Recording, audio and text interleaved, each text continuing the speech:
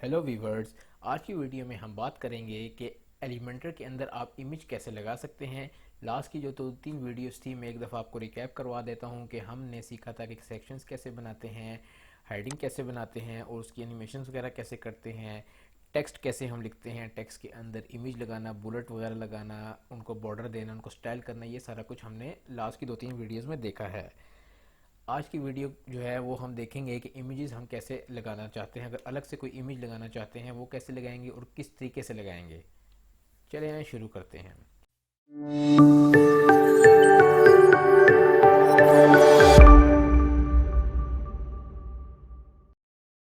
हम आते हैं अपने बैकएंड के अंदर और यहाँ पे आप देख सकते हैं कि हमने वही जो पेज पे जिस पेज पे मैं आपको सिखा रहा हूँ उसी को कंटिन्यू किया है। और यहाँ पे अब हम लगाते हैं इमेज। इमेज कैसे लगाते हैं मैं इसी सेक्शन के अंदर जो है लगाता हूँ। इस सेक्शन को मैं डुप्लीकेट कर लूँगा। ठीक है, ये सेक्शन जो है डुप्लीकेट हो चुका है और इस वाले जो टेक्स्ट आ रहा है इसको मैं डिलीट कर देता हूँ। और यहाँ पे जो है लेफ़्ट साइड पे अगर आप देखें तो यहाँ पे आपको इमेज का एलिमेंट नज़र आ रहा है। अगर आपको नहीं आता तो आप यहाँ से इमेज लिखेंगे तो यहाँ पे आपको इमेज शो भी हो जाएगी। ठीक है, इमेज को ड्रैग करके आप लें इस पर अपने पर्टिकुलर सेक्शन पे और यहाँ चूज़ इमेज से जो है ना आप अपनी कोई भी जो है इमेज जो है उसको सिलेक्ट करें। ठीक है, ये इमेज आ चुकी है, इसको आप फुल करें। ये इमेज का साइज़ ही छोटा है तो हम कोई बड़ी इमेज लेते हैं। यहाँ पे ये इमेज ले लेते हैं, ये वाली इमेज हम यहाँ सेलेक्ट कर लेते हैं। हाँ जी, ये ठीक है। ठीक है, ये हमने इमेज सेलेक्ट कर ली। इमेज सेलेक्ट करने के बाद यहाँ से इसको आपने फुल विड्थ कर देना है। ठीक है, अगर आप यहाँ पे थंबनेल करना चाहें तो ये थंबनेल बन चुका है। अगर आप किसी ऐसी जगह लगा रहे हैं जहाँ पे जो है थंबनेल की ज़रूरत है, ये डिफरेंट साइज़ है। अगर आप कस्टम साइज़ करना चाहें तो वो भी आप यहाँ से कस्टम अपनी मर्ज़ी का साइज़ दे सकते हैं। ठीक है, जैसे मैं हाइट कह देता हूँ 1200 हो जाए, क्योंकि यहाँ मैं हाइट 1200 कह दूँगा तो 1200 इस नहीं हो रही क्योंकि वो उसका साइज़ ही नहीं है। इमेज है ही 1200 से बहुत कम, इस वजह से वो उठा नहीं रहा। तो उसके बाद यहाँ पे नीचे आए तो ये इसकी अलाइनमेंट है। आप इसको लेफ़्ट करना चाहें, सेंटर करना चाहें। उसके बाद यहाँ नीचे कैप्शन।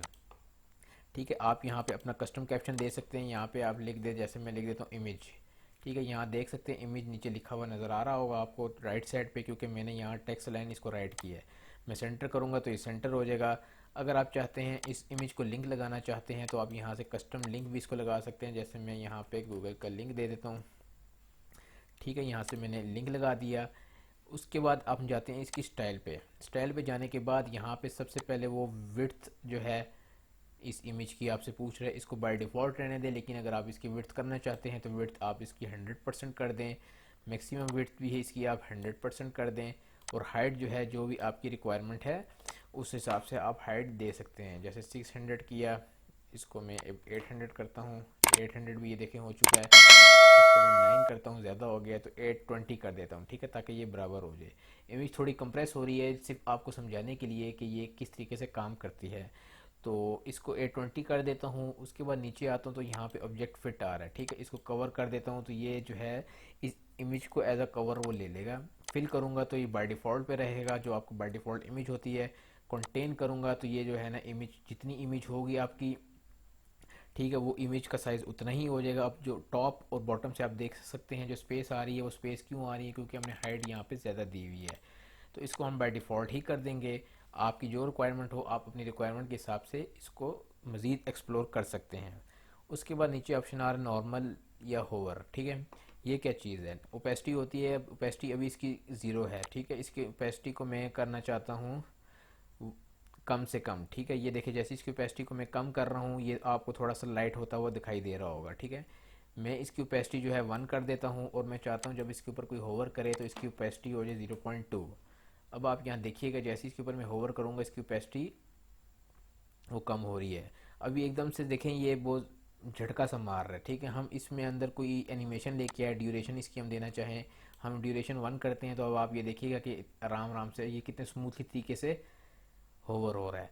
इसके अंदर मज़ीद एनिमेशन अगर आप लेके आना चाहें, जैसे मैं यहाँ एनिमेशन ले आता हूँ पल्स ग्रो। अब ये देखिएगा क्या होगा, जैसे इसके ऊपर करूँगा तो ये एनिमेट होना शुरू हो चुका है। ठीक है, इसके अंदर और बहुत सारी एनिमेशन है। बाउंस आउट करके देखें तो बाउंस आउट होना शुरू हो चुका है। तो ये सारी एनिमेशंस को आप देख सकते हैं। इसके अलावा अगर आप चाहते हैं कि होवर के ऊपर जो है बॉर्डर शो हो तो आपने यहाँ से होवर को सिलेक्ट करना है पहले, फिर आप ये सारी स्टाइलिंग जितनी भी आ रही है ना ये सारी स्टाइलिंग आप कर सकते हैं। ठीक है, मैं चाहता हूँ होवर पे बॉर्ड जो है ना ये आपको बॉर्डर शो हो और रेडियस जो है वो 20 हो जाए। अब मैं जैसे ही लेके आऊँगा, देखें जैसे ही मैं इसके ऊपर लेके आ रहा हूँ कलर्स का मैं चेंज कर देता हूँ, तो ये इसका कलर भी चेंज हो रहा है। उसके अलावा यहाँ पे नीचे कैप्शन की सेटिंग आ रही है। ठीक है, कैप्शन की सेटिंग जो है, ये जो नीचे कैप्शन मैंने इमेज दिया था इसका आप कलर चैनल चेंज करना चाहें तो वो भी आप कर सकते हैं। जैसे मैं इसका कलर दे देता हूँ बैकग्राउंड, ये मैंने इसका बैकग्राउंड कलर दे दिया और ये इसका मैंने टेक्स्ट कलर दे दिया। ठीक है, इसको मैं सेंटर भी कर देता हूँ और इसके बीच में अगर मैं स्पेस करना चाहूँ, इमेज और टेक्स्ट के बीच में अगर मैं स्पेस करना चाहूँ तो मैं वो भी कर सकता हूँ। ठीक है, यहाँ पे मैं इसको बॉर्डर रेडियस ख़त्म कर देता हूँ क्योंकि ये मुझे अच्छा नहीं लग रहा और इसकी विड्थ में कम से कम कर देता हूँ, 1 पिक्सल में इसकी विड्थ कर देता हूँ। इसके अलावा ये हमारा जो है इमेज की स्टाइलिंग थी। अब आते हैं एडवांस पे। एडवांस पे आएंगे तो यहाँ पे आप देख सकते हैं कि इस पे मार्जिन है, अगर मैं मार्जिन देना चाहूँ चारों साइड से तो ये मार्जिन हमें देगा, अगर मैं पैडिंग देना चाहूँ तो ये हमें पैडिंग भी हो जाएगी। मार्जिन जो है ये जो आपका बॉक्स होता है इसके बाहर वाला एरिया को कवर करता है और पैडिंग जो है इसके अंदर वाला एरिया को कवर करता है। उसके अलावा नीचे हैं तो ये वही विड्थ है, इसको विड्थ आप फुल विड्थ करना चाहें ऑटो करना चाहें ये आपकी अपनी चॉइस है, लेकिन इसको आप बाय डिफ़ॉल्ट रहने दें, इसकी इतनी ख़ास ज़रूरत नहीं होती क्योंकि हम स्टाइल से जाके इमेज की विड्थ वगैरह दे देते हैं। इसके अलावा ये पोजीशन एब्सोल्यूट है। ठीक है, अगर आपको HTML CSS बेसिक आती है तो ये इसका बहुत बेसिक सी चीज़ है। मैं एब्सोल्यूट करके अगर इमेज को टॉप से मूव करना चाहूँ तो मैं इजीली टॉप से मूव कर सकता हूँ। ये देखिए टॉप से मूव करूँगा ये नीचे चली जाएगी। ठीक है, ये थोड़ा एडवांस में आ जाती है, तो ये हम जब इसका प्रैक्टिकल एक पूरी एक कंप्लीट वेबसाइट बनाएंगे ना उस टाइम फिर आपको इसको मज़ीद इसके बारे में हम बताएंगे। ठीक है, अभी इमेजेस का ये बेसिक कॉन्सेप्ट था और ये बाकी सारी एनिमेशंस, ट्रांसफॉर्म, बैकग्राउंड, ये सारा कुछ जो है हमने आपको लास्ट वीडियोस में भी बताया हुआ है। ये कोई आप इसको मज़ीद एक्सप्लोर खुद से करेंगे उतना आपको फ़ायदा होगा। ठीक है, अगर मैं एक एक चीज़ बताना बैठ गया हर वीडियो के अंदर तो वीडियो की लेंथ काफ़ी ज़्यादा लेंथी हो जाएगी और इतनी लेंथी वीडियोस कोई देखता नहीं है आजकल। तो इसको हम अपडेट करते हैं। इमेज लगाने का जो मैंने आपको ये कॉन्सेप्ट बताया है इसी तरीके से जो है इमेज अपलोड होगी एलिमेंटर के अंदर। और यहाँ पे अगर आप नीचे आएँ तो यहाँ आप देख सकते हैं कि यहाँ पे इमेज हमारी अपलोड हो चुकी है। इसके होवर करने पे जो है ना इसका जो हमने ओपेसिटी कम की थी ये आपको वो शो हो रही है। उम्मीद करता हूँ आपको ये वीडियो पसंद आई होगी। अगर पसंद आई है तो चैनल को ज़रूर सब्सक्राइब कर ले। कोई क्वेश्चन है तो आप कमेंट करें, हम आपको उस क्वेश्चन का आंसर भी करेंगे। कोई वीडियो आप रिकमेंड करना चाहते हैं किसी टॉपिक पे आप वो भी बताएं, हम उस पर भी आपको वीडियो बना के देंगे।